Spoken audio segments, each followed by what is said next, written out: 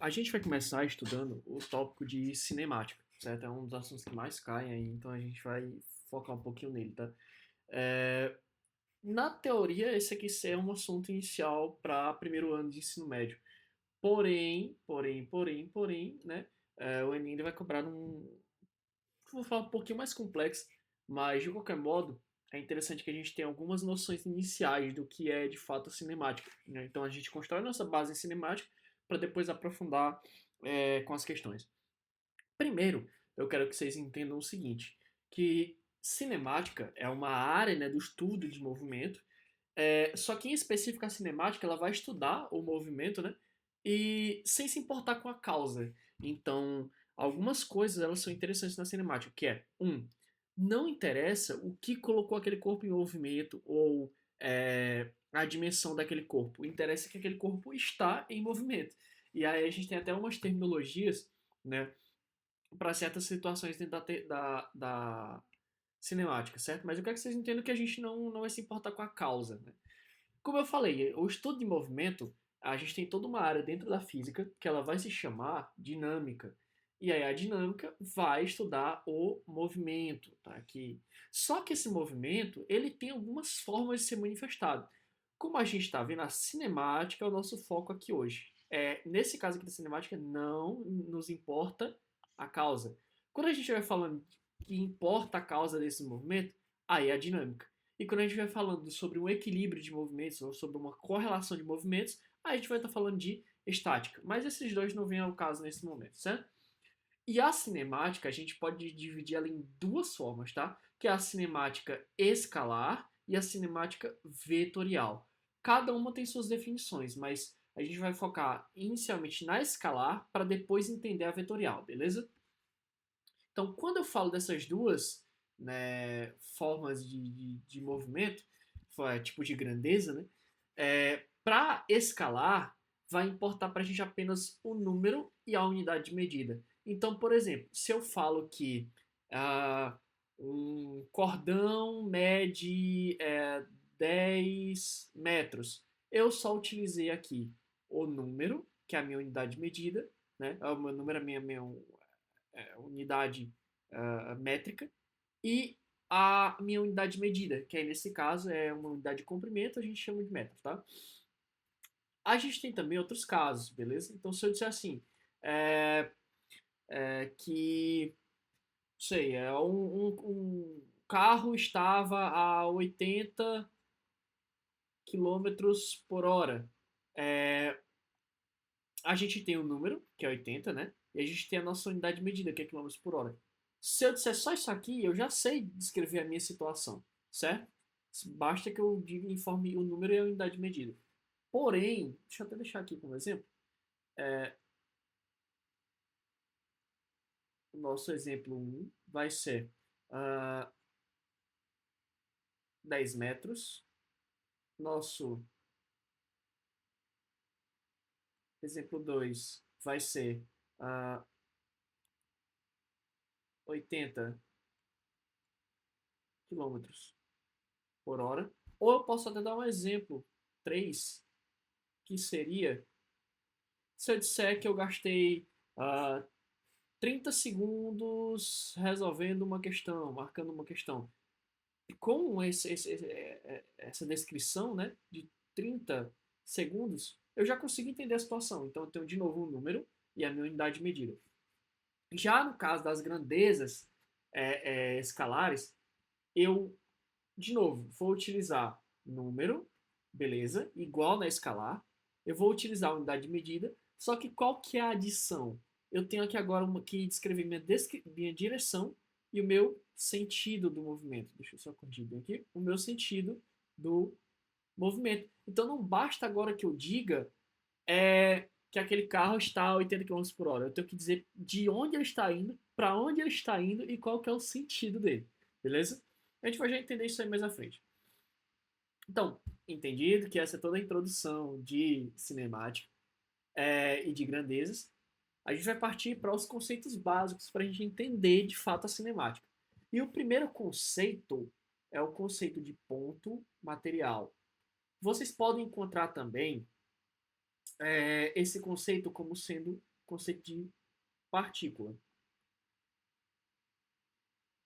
Certo? Então, se eu disser, uma partícula está viajando a tantos metros por segundo, ou se eu disser, um ponto material está a tantos metros por segundo, é a mesma coisa, tá? Dentro de cinemática, é basicamente a mesma coisa. É, e aí, um ponto muito interessante que vocês devem lembrar é que quando eu falo de ponto material, a dimensão dele é desprezível. Então, já daí que eu trago essas nomenclaturas de ponto material e de partícula. Porque a partir do momento que eu digo que uma determinada partícula está viajando em tal direção a tantos metros por segundo, não me interessa o tamanho da partícula. Sei lá, uma partícula grande, pequena, que tem 15 metros de diâmetro ou 0,5 milímetros de diâmetro. Essa dimensão vai ser desprezível, porque o que vai interessar para a gente é a velocidade com que ela está, a direção que ela está indo e o sentido, beleza? E aí você pode ter esse tipo de situação. Ou você tem um carro viajando a certa velocidade, não interessa o tamanho do carro. Se ele é um fusquinha, se ele é uma carreta, interessa que ele é um corpo que está viajando a uma determinada velocidade. E aí vocês podem até encontrar, né, uma atribuição com sendo uma determinada partícula de massa M, tá? Vocês podem encontrar esse tipo de nomenclatura, ou dizer assim, uma partícula nomeada com letra A, ou uma partícula A viaja a tantos metros por segundo. Essa nomenclatura também pode ser encontrada, tá bom? Então, o ponto material é isso, é o corpo que você está lidando. Já a ideia de referencial, ela parte do seguinte: para eu dizer para onde algo está indo, eu tenho que dizer de onde algo veio. Então, parafraseando nessa mesma frase, para onde você vai, você está. Porque pensa só, se você se atribui o seu referencial, aonde você vai, você está, não é? Então isso é uma informação que basicamente diz nada falando de movimento. Se eu tomo como referencial o meu campo de visão dentro de uma rua e eu caminho para outra rua, eu não mudei, porque o meu referencial continua o mesmo, tá? Olhando só em relação ao campo de visão. Mas, quando a gente pega um objeto em relação a outro, ou que ele esteja parado ou que ele esteja em movimento, aí sim eu tenho um referencial. Então, por exemplo, se a gente imaginar essa situação aqui, esse carrinho, a gente tende a ver, né, que ele está com a frente para cá, então a gente tende a presumir que ele está indo para cá. Ele está indo da casa para a região da árvore.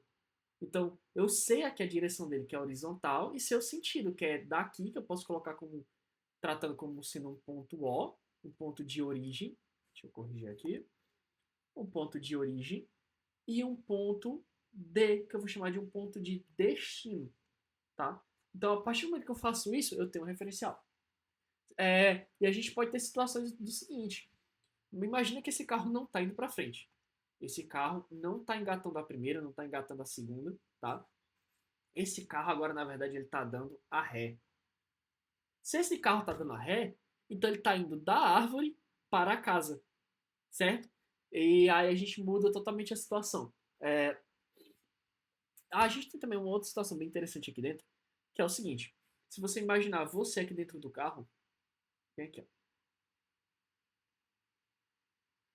Deixa eu desenhar uma pessoazinha melhorzinha, bonitinha aqui dentro. Se você imaginar uma pessoa aqui dentro desse carro, para a pessoa, quando esse carro passar na rua, a casa vai ter passado nessa direção aqui, ó. Vamos recapitular a situação.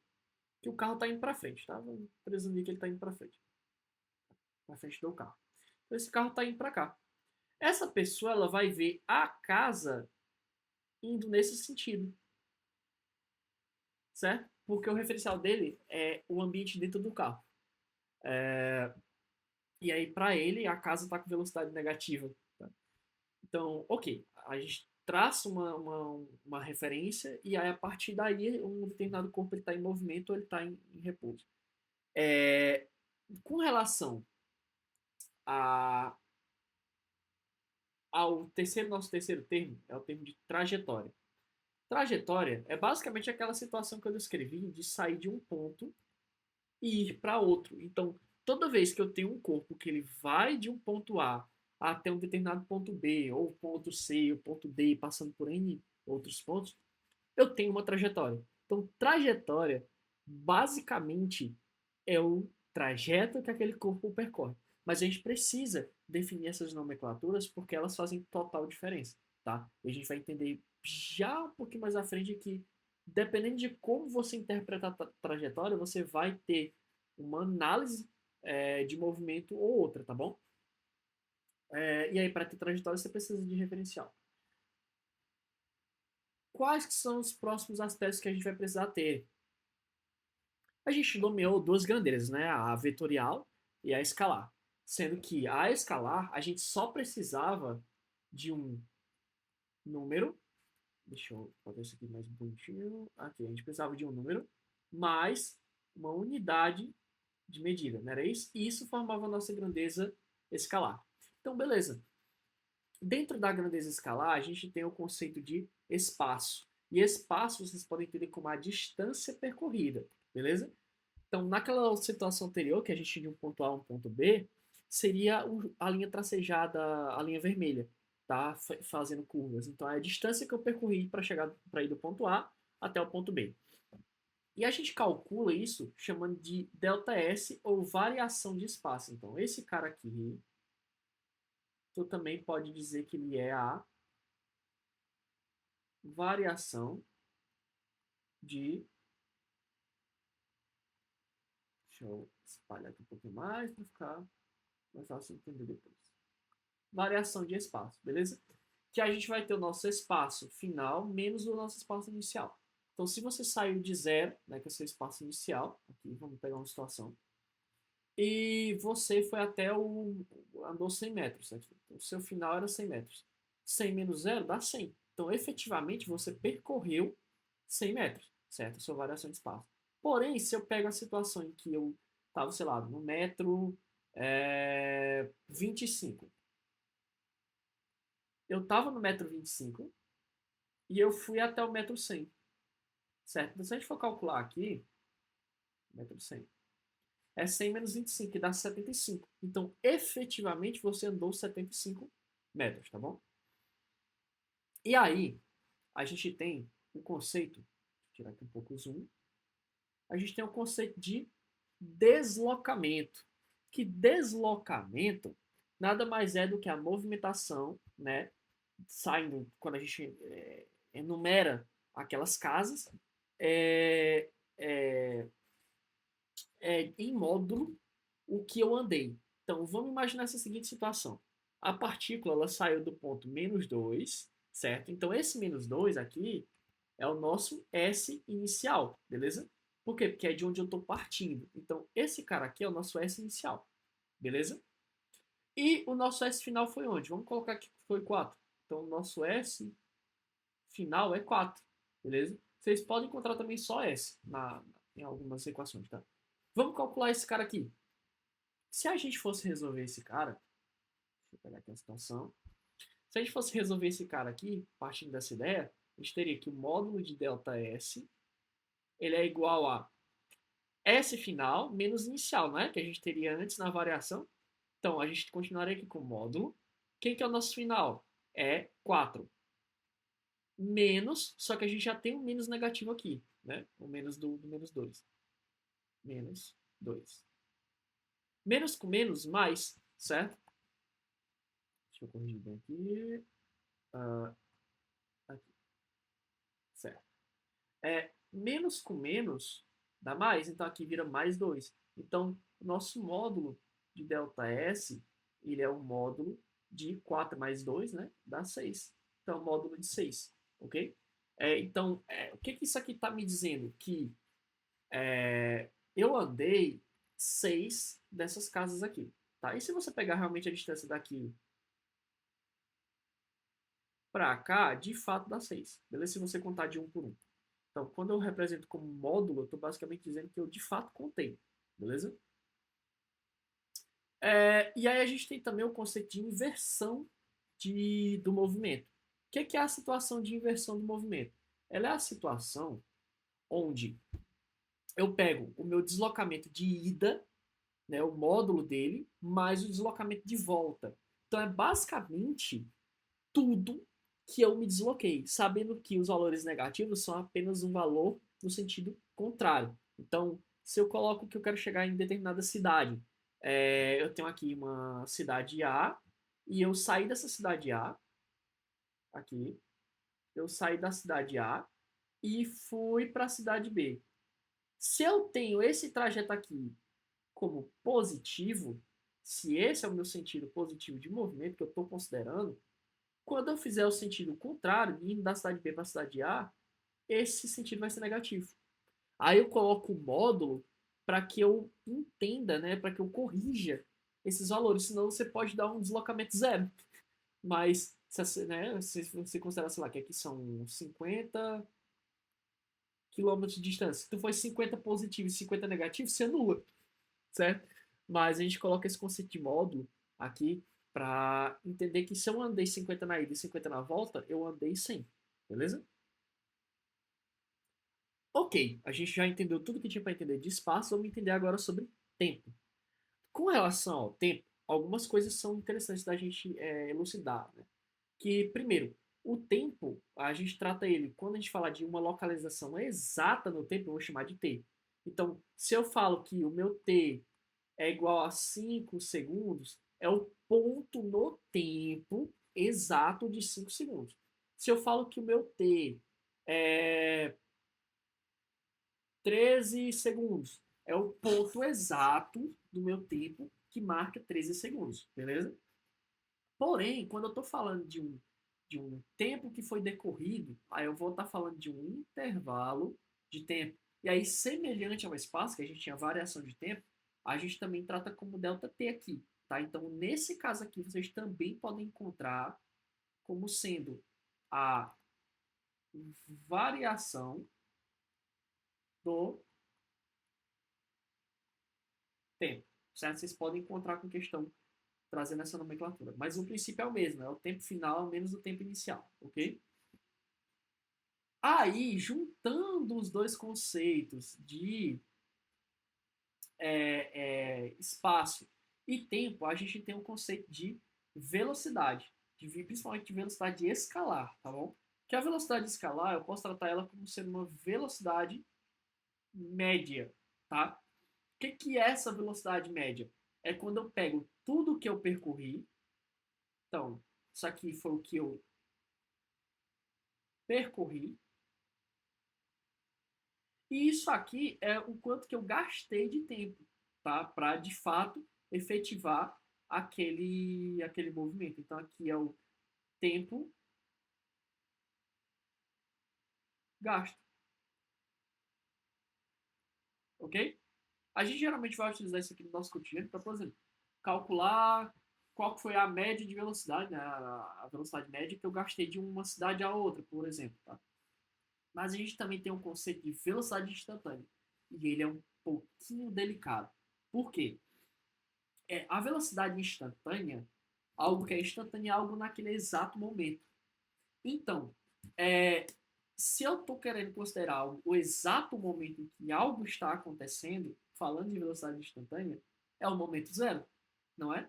Então, se eu falo, algo aconteceu agora, é agora, não é um segundo depois, não é 2 segundos depois, é agora. Então, a gente tende a trazer essa nomenclatura aqui, tá? Que a velocidade instantânea, ela é dada por um limite quando ΔT tende a zero. O que basicamente isso aqui está querendo me dizer?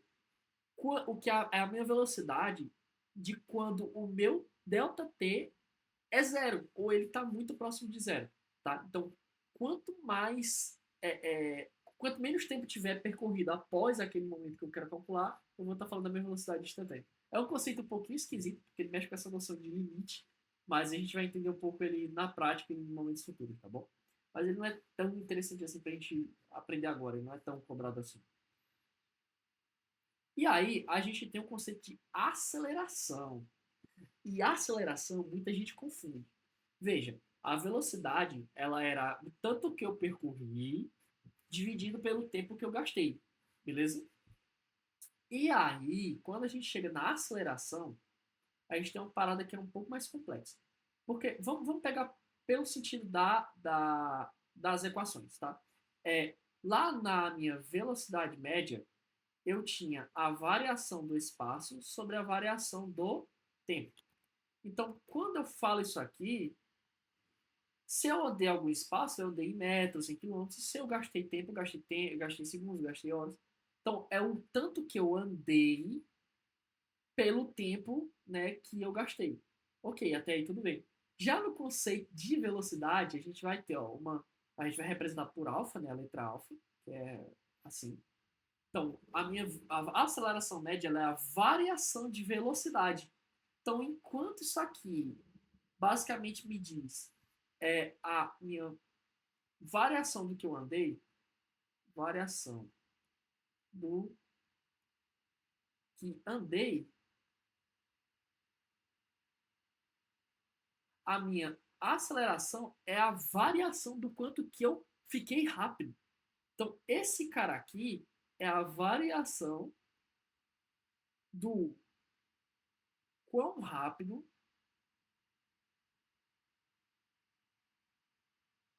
deixa eu corrigir esse R, do quão rápido você está.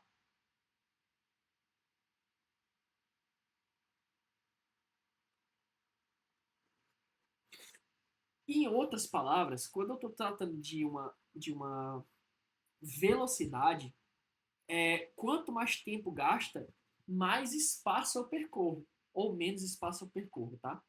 Já aqui, a parada é diferente. Quanto mais tempo passa, mais rápido ou mais devagar eu vou. Então, por conta desse conceito aqui da variação da velocidade. E aí a gente tem algumas coisas que são interessantes, que quando a gente está falando é, é, de aceleração, ela não pode ser zero, tá? Se a minha aceleração for igual a zero, para ela ser igual a zero, vamos pegar o seguinte conceito.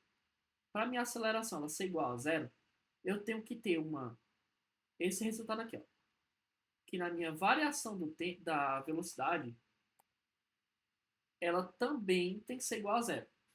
Quando é que a minha velocidade ela vai ser igual a zero, a minha variação? Quando eu tiver essa situação aqui, ó, que a velocidade final menos a velocidade inicial é igual a zero. Qual que é a situação que eu tenho isso aqui? Quando a minha velocidade final, nesse caso, ela foi igual à inicial. Então, nesse caso aqui, velocidade final, ela é igual à velocidade inicial. Então, se o cara começou um carro, começou um determinado movimento, a 10 metros por segundo, e quando terminou ele também estava a 10 metros por segundo, vai dar 10 menos 10, que vai dar zero. Então, não teve aceleração. Quando a aceleração tem zero, lembra, aqui é o quão rápido você está. Você não está mudando sua velocidade, porque a aceleração é uma variação da velocidade. Se isso aqui é zero, você não está mudando sua velocidade, ok? Então, isso vai ser importante quando a gente for mexer nas equações. E assim como a velocidade, a gente também tem um conceito de aceleração instantânea, que, de novo, é uma aceleração quão próximo o meu tempo está de zero. Tá? Então, aceleração naquele exato momento. Mas, de novo, é um conceito um pouquinho mais delicado para a gente mexer agora. E aí a gente tem alguns tipos de movimento quando a gente fala de aceleração. Que é, quando a gente tem um movimento acelerado, que esse movimento acelerado, basicamente a tua velocidade aumenta e a tua aceleração também aumenta. Elas estão indo no mesmo sentido. Aí você vai ter um movimento que a gente chama de acelerado. E quando a gente tem um movimento retardado, é quando a velocidade está indo num sentido e a aceleração para outro. Qual que é a situação em que a gente tem essa situação aqui? Qual que é esse caso aqui? É um caso, por exemplo, de frenagem. Quando você freia, você está vindo rápido, então sua velocidade, sua aceleração está crescendo, é um movimento acelerado. Quando você aperta no freio, a velocidade tende a continuar sendo positiva. Só que a aceleração ela vai ser negativa, tá? Porque você está reduzindo a velocidade. E se você está cada vez ficando mais lento, a velocidade está variando, certo? Aí, entendido isso, a gente tem os tipos de movimento. E lembra que eu falei que a aceleração, o valor dela ia ser importante mais à frente? É quando a gente está falando de tipos de movimento. Por quê? O tipo de movimento ele vai depender justamente desse valor de aceleração. A gente tem dois casos. Os casos em que o movimento ele é igual a zero, a aceleração é igual a zero, e quando ela é diferente de zero. Diferente de zero quer dizer que ela pode ser positiva ou negativa, mas ela é diferente de zero, tá? Toda vez que a tua aceleração for igual a zero, a gente cai naquele caso lá, em que a velocidade final ela é igual à inicial. Então não teve variação de velocidade, porque a final é igual à inicial. E aí a gente vai usar essa equação nas situações aqui, tá? A velocidade final é igual, ou o espaço final, perdão, é igual ao espaço inicial mais a velocidade vezes o tempo. Isso aqui a gente vai chamar de função horária dos espaços, tá bom? Então esse nome aqui é importante para a gente é, diferenciar qual que é a função aqui. E aí, se vocês lembrarem lá de equação do primeiro grau, a gente tem algumas coisas que são idênticas. E são idênticas porque é uma função de primeiro grau. Aqui, o, o termo, né, variável é o tempo. O espaço ele varia em função do tempo. E aí, a gente tem aqui um grau 1, tá bom? E aqui a gente pode associar também que é um grau 1, e por isso que essas equações elas são do primeiro grau. Mas tem outros fatores também. O nosso S0 ele tem a mesma função do B lá da equação do primeiro grau, que vocês podem não lembrar dessa forma aqui que eu escrevi, mas podem lembrar dessa maneira aqui, ó. Y é igual a x mais b. Tá, eu só inverti a ordem ali da soma. Mas não faz diferença pra gente aqui não, tá? Em que o nosso B era o coeficiente linear, então posso trazer a relação que o nosso S também é o coeficiente linear, e que o A, que no caso era o coeficiente angular, que aí a gente pode traduzir como sendo o nosso velocidade inicial, ok? E aí como que isso se aplica lá no gráfico das nossas equações, tá? Deixa eu puxar isso aqui um pouquinho mais para o canto. E aqui. Pronto. Imagina três trajetórias, três movimentos, a B e a C, certo? O que a gente percebe? Que A começou o movimento no S1, certo? Num espaço 1 qualquer. E ele continuou seguindo, tá? Então, conforme o tempo passa aqui, conforme a gente tem T1, T2, T3, T4, T5, T6, T7, enfim, o espaço tende a aumentar, certo? E aí, o B ele já iniciou a trajetória no ponto zero, que a gente pode entender como sendo o ponto de origem, ou o meu referencial, ok? Uh, e o nosso movimento C, né, o nosso corpo C, ele começou aqui abaixo, que a gente pode chamar esse cara aqui como sendo, sei lá, um S negativo, ou que ele começou atrás da origem. Tá? Aqui no gráfico a gente tem algumas paradas interessantes. Se vocês perceberem, né, nesse momento em que o corpo está aqui, ó, nesse trajeto aqui, isso aqui a gente pode entender como sendo S, deixa eu corrigir isso aqui, o S final desse momento entre T1 e T2. Então, toda vez que eu pegar o espaço e tempo entre T1 e T2, esse aqui é o S final, tá? E esse cara aqui é o nosso S inicial. Isso aqui é interessante porque, dependendo do ângulo desse movimento, que a gente aqui chamou de θ, porque a gente não descreveu esse ângulo aqui, a gente pode trazer umas outras equações para essa brincadeira. Quando eu tinha a função horária dos movimentos, a função horária dos espaços, eu tinha essa equação aqui, ok? E aí, se a gente for, né, tratar isso aqui como um triângulo, né, triângulo retângulo aqui, ó, a gente pode aplicar não só o teorema de Pitágoras aqui para encontrar os valores, mas a gente pode também trazer a relação que a nossa variação de espaço para a variação do tempo, né, S2 menos S1 sobre T2 menos T1 aqui, escritos aqui, ó, eles são iguais à tangente daquele ângulo. Porém, se a gente volta mais à frente, né, ou mais atrás das nossas equações, vocês vão lembrar que isso aqui era a equação da velocidade, não era? Que eu percorri sobre o tempo. Então, a tangente do ângulo vai dizer a velocidade também que aquele corpo tá, a velocidade média, tá bom? Então você pode achar também por essa equação aqui. Ela é mais situacional, mas é interessante que vocês tracem essa relação. E você pode lembrar, fazendo a correlação de que aqui é um triângulo, tá? E aí, ó, qual que era aquela situação que a gente tinha? Eu peguei essa situação aqui do gráfico, das trajetórias A, B e C, e eu trouxe elas para um referencial. Lembra que o meu ponto zero, eu coloquei ele como sendo um referencial. Então, aquele gráfico, a gente pode representar ele da seguinte maneira. O corpo A ele não começou no S1, que está acima da origem. Então, se eu tiver aqui como uma linha de largada, ó, se eu traçar aqui como uma linha de largada, o vermelho ele está saindo de cima da linha da largada, igual a gente está vendo aqui, ele está saindo da origem. O A ele está saindo um pouco à frente da linha da largada, então ele está saindo na vantagem. E o B, ou o C, perdão, ele está saindo atrás da linha de largada. Então ele está sempre na desvantagem. Então essa é a representação esquemática daquele gráfico ali, ok? E aí, aquele gráfico a gente tinha o espaço aqui em função do tempo. Só que existem os casos da velocidade, do gráfico de velocidade. Lembra, nesse caso aqui, a aceleração ela é igual a zero. Então, a velocidade final ela é igual à inicial. Então, a velocidade ela vai tender a se manter constante. Veja, no momento T1, qual que era a velocidade? V.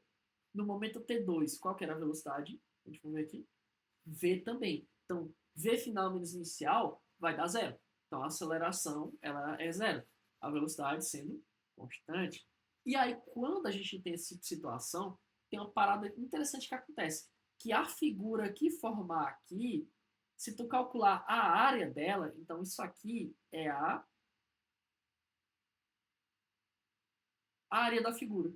Toda vez que tu calcular a área da figura, né, que está aqui sujeito do gráfico, tu pode automaticamente achar o tua variação de espaço.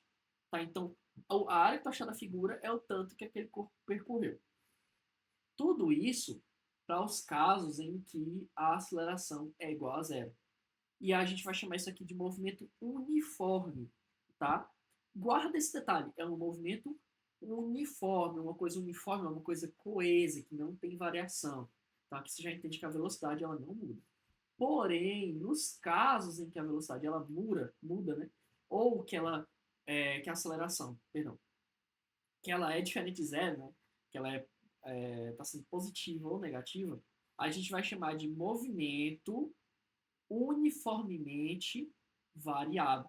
Então, perceba, ainda é uma coisa uniforme, mas alguma coisa está variando.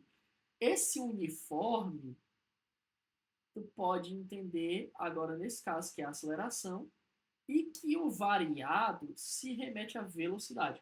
Então, a velocidade ela muda, mas a aceleração ela é uniforme.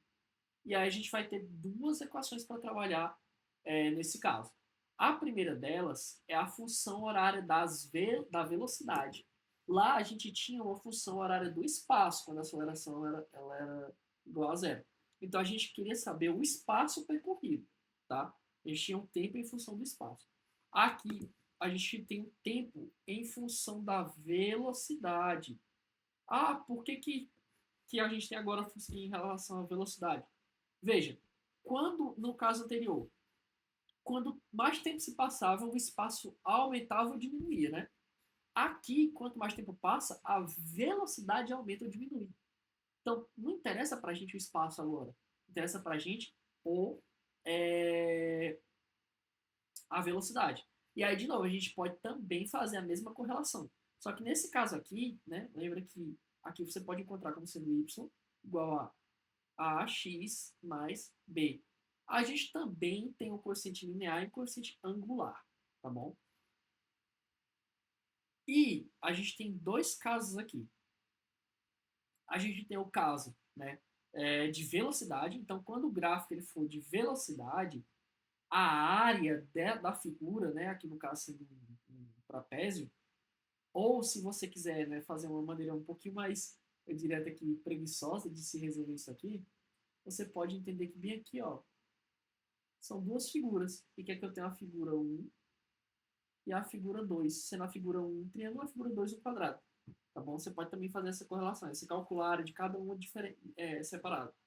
Mas o que interessa pra gente? Que aqui a área dessa figura, né? No caso, se eu quebrei em duas, eu posso juntar depois. A área dessa figura é a minha variação de espaço, é o quanto que eu percorri. Já no caso da aceleração, quando o gráfico estiver se referindo à nossa aceleração, a minha área ela vai ser a variação de velocidade. E lembra, por que, que aqui a aceleração ela está aqui, está na horizontal? Porque a aceleração, nesse caso, ela é constante. Então, a aceleração final e a aceleração inicial, elas são iguais, tá bom? Não variou a minha aceleração. Varia a velocidade, mas não varia a aceleração, tá bom? Ok. E aí, a gente tem uma outra equação, que ela é a equação zona mais completa. Perceba o seguinte, lá na função horária dos espaços do MUV, eu tinha a seguinte equação. Ó, eu tinha uma equação que dizia que S é igual a S0, deixa eu corrigir aqui, era igual a S0 mais V vezes T. Aqui, ou V0 vezes T, já que é a mesma coisa. Aqui, ó. Apagar vezes T. Deixa eu apagar aqui. Certo? Mais V vezes T. Só que lá a velocidade não mudava. Então, tanto faz eu botar a velocidade final ou velocidade inicial, já que elas vão ser a mesma.